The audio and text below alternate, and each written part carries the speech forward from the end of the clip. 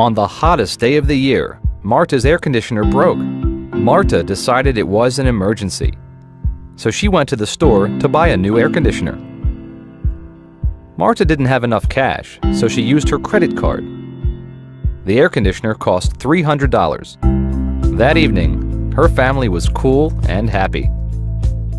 The next month, Marta got her credit card bill for the $300 air conditioner. Marta had it in her budget to pay $15 each month until she finished paying for the air conditioner.